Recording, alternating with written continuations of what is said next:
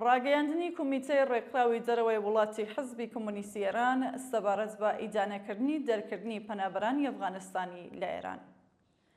ڕژیمی کۆماری ئیسلامی سەر لە نوێ سیاسەتی دژە ئینسانی و سەرکوتگەرانە و دژە کۆچبەری خۆی چڕتر کردووەتەوە و شەپۆلێکی نوێ دەرکردنی زۆرەملێ و گەڕانەوەی پەنابەرانی ئەفغانستانی دەست پێ کردووە. ئەم کردەوانە نەک هەر پێشێلکردنی ئاشکرای مافی مرۆڤ و بنەما سەرەکیەکانی مافی پەنابەرانە، بەڵکو ڕاستەوخۆ ژیانی هەزاران کەس لەوانە ئەو منداڵانەیە کە لە جایگبووی ئێرانن یان ئەوانەیە کە ساڵانێکە لەم وڵاتەدا ژیان و ئێران بە کردەوە بووەتە تاکە مەنزڵگە بۆیان، ڕاستەوخۆ دەخاتە مەترسیەوە.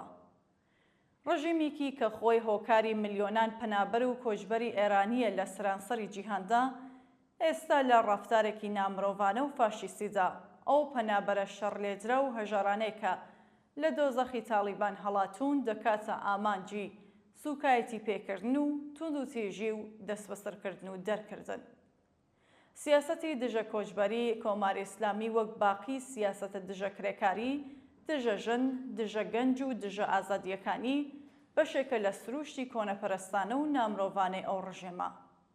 ئێمە ئەم سیاسەتە ڕەگەزپەرستانە و نامرۆڤانەیە بە توندی ئیدانە دەکەین و داوا لە سەرجەم خەڵکی ئازادیخواز، ڕێکخراوەکانی مافی مرۆڤ، ڕێکخراوەکانی بەرگریکاری مافی پەنابەران و هەروەها ڕێکخراو و لایەنە شەپ و کۆمۆنیستەکان دەکەین کە بە گرسنەبەری هەنگاوی هاوبەش و یەکگرتووانە لە دژی ئەم هێرشە ڕێکخراوە دەوڵەتیە بۆ سەرمافی کۆچبەرانی ئەفغانستان لە ئێران دەنگی ناڕزایەتی خۆمان بەرز بکەینەوە.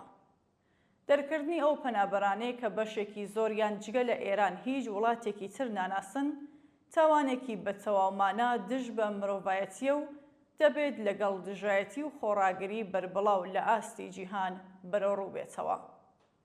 بەم جۆرە کۆمیتەی ڕێکخراوی دەرەوەی وڵاتی حزبی کۆمۆنیستی ئێران ڕێکەوتی 19 ژوئیە 2025 وەک ڕۆژی ناڕزایەتی گشتی بەرامبەر بە سیاسەتی دژە کۆچبەری کۆماری ئیسلامی ڕادەگەێنێت و داوا لە سەرجەم ڕێکخراو و هێزە داکۆکیکارەکانی مافی کۆچبەران، ناوەندە مرۆڤدۆستەکان و حزب و لایەنە سیاسی ئازادیخوازەکان دەکات کە بە پەیوەستبوون بەم کەمپەینە ناڕزایەتیەوە دەنگی هاوسۆزی و هاوپشتی خۆیان لەگەڵ کۆچبەرانی ئەفغانستان بەرز بکەنەوە و ڕێگری بکەن لە دووپاتبوونەوەی کارەساتی مرۆیی لەوە زیاتر. کۆچبەری تاوان نییە دەرکردن و دیپۆرتکردنەوەی پەنابەران ڕابگرن. بژی هاوپشتی نێنوەتەوەیی بڕوخێت ڕژیمی کۆماری ئیسلامی.